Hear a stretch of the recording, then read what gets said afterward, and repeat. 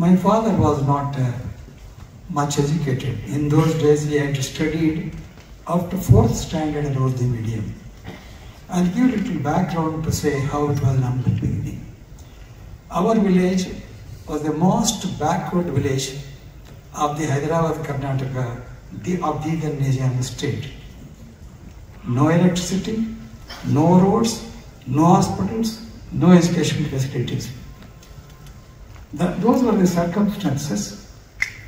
And I had a primary school that in Canada in my place. I joined the primary school. I completed the primary school. In those days, we were not comfortably placed. And till 1970, we did not have electricity in our village. That's why I had to study under the light of the lantern in those days. Thereafter, I moved to for high school study in Raichur. And one day when I had to go to school, I had only one bus which I missed. But I was keen to attend the school on Monday next day. What to do? It is 35 kilometers from my village to Raichur. One person, my neighbor, always used to take the bullock cart to Raichur, taking the goods to deliver at Raichur. Whole night, I requested him to take me. I was hardly 8 or 9 years at that time. He said, no, whole night you may fall down, I will not take you. I pleaded and persuaded him. He agreed. I sat in the car, tied the rope with my hands, traveled the whole night and reached the school and attended the school on Monday. That's how the journey. Now the book will be available to everybody. The cover page of the book, you will notice on the bottom there is a bullock cart. On the top there is a Supreme Court. So bullock cart to Supreme Court covers the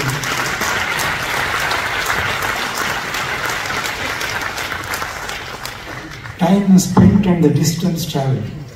You will find very beautifully and aptly put by Pujya Swamiji in his cover page is so imaginative, and the cover page itself is treated by a school. As I said, we are a part of Nizam state.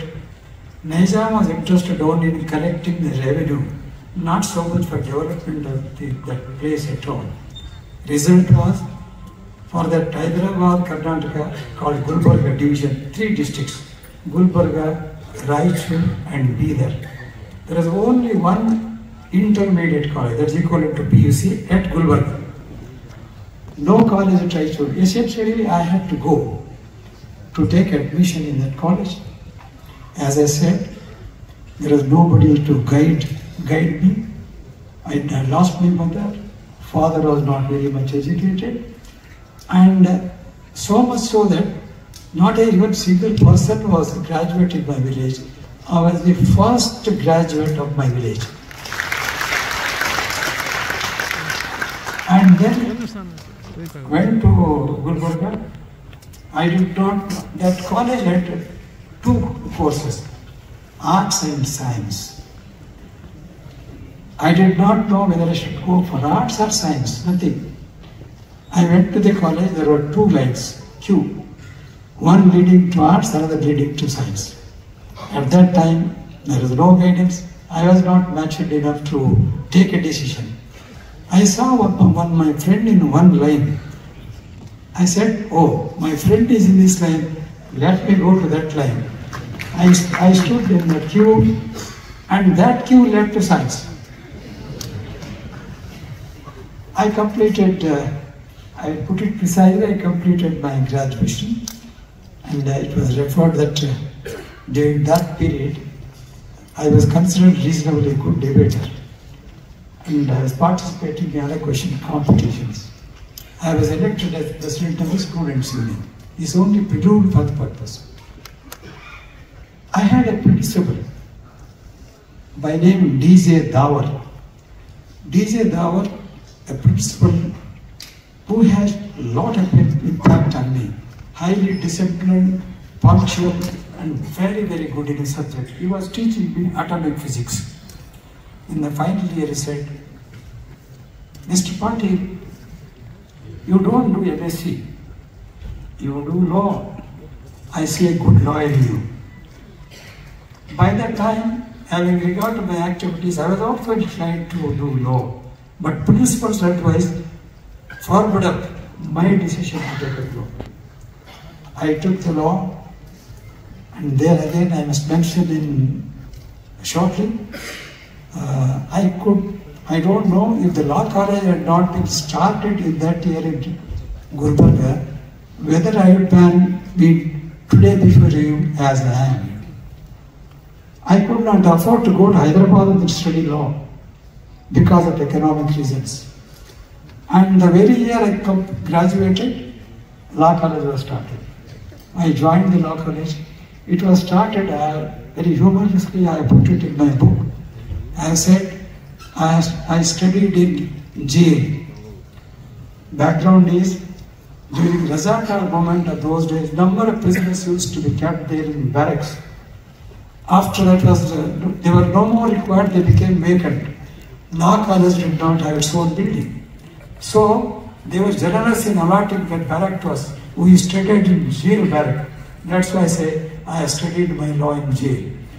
That is next, for 1 year. Thereafter,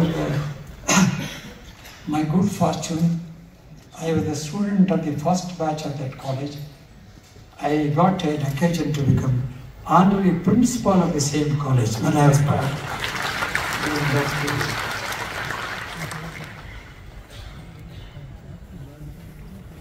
I started then, after completing law, I started practice in Gulbarga.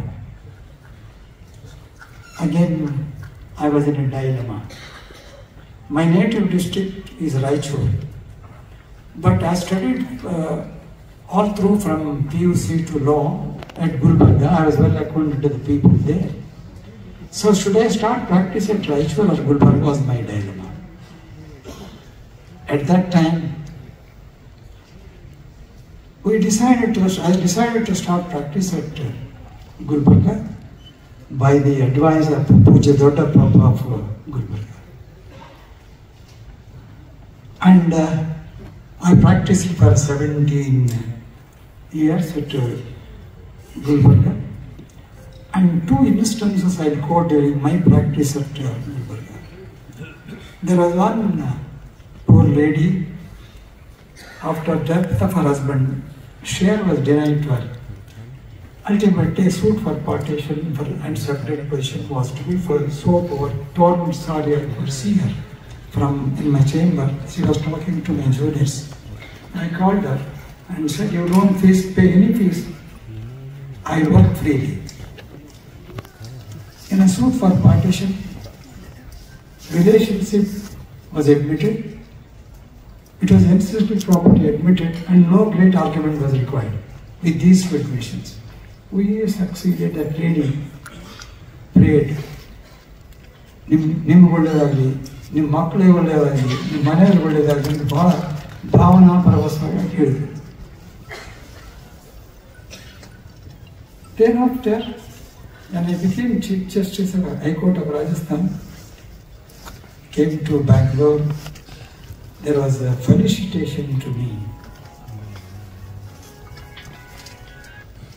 In that function I said, I am conscious and I know there are persons who are more competent. There are persons who are more hardworking. If I have got a chance of becoming Chief Justice of one High Court, it is not my hard work alone, it is not my competency. There is something called divine grace. I have believed all through. It's not my statement, it is experience of life. Human efforts and God's grace together give a modest amount of success. That's how I will say. And then, on that day, I referred to that lady who had prayed for me and I was a lawyer. And they said, in all professional life, engineer, doctor, lawyer or teacher, whoever, people pay, rich people pay fees for their professional service. Poor people cannot pay, but they pray. Rich people pay, poor people pray. Amount, the money that they pay has got denomination and value. Prayer is invaluable. And I added that the prayer is more powerful than payment because it's an impact. Possibly, such prayer of that poor lady may also have contributed to me becoming a Chief Justice of an High Court. That's how I share. The other instance is one poor client from coming from a troubled society. He had entrusted a case, and in those days, in the first week of my career, 50 rupees he had paid. And after I became a judge, he came and walking in front of my residence. Probably thought whether I could, after many years, whether I could recognize him, whether police people would allow him, or whatever may be his oscillation. I was studying, I saw from the window, I called him. Hanumantappa Vadabandi. He came, I talked to him. ಏನು ಹೇಳಿ ಅಂದೆ? ಏನಿಲ್ಲ sir, ನಾನು case ಕೊಟ್ಟಾಗ ನೀವು ಲಾಯರ್ದಿರಿ, ಈಗ judge ಆಗಿದ್ದೀರಿ, ಹೆಂಗೆ ಕಾಣ್ತೀರಿ ಅಂತ ನೋಡಕ್ ಬಂದಿದ್ದೀನಿ.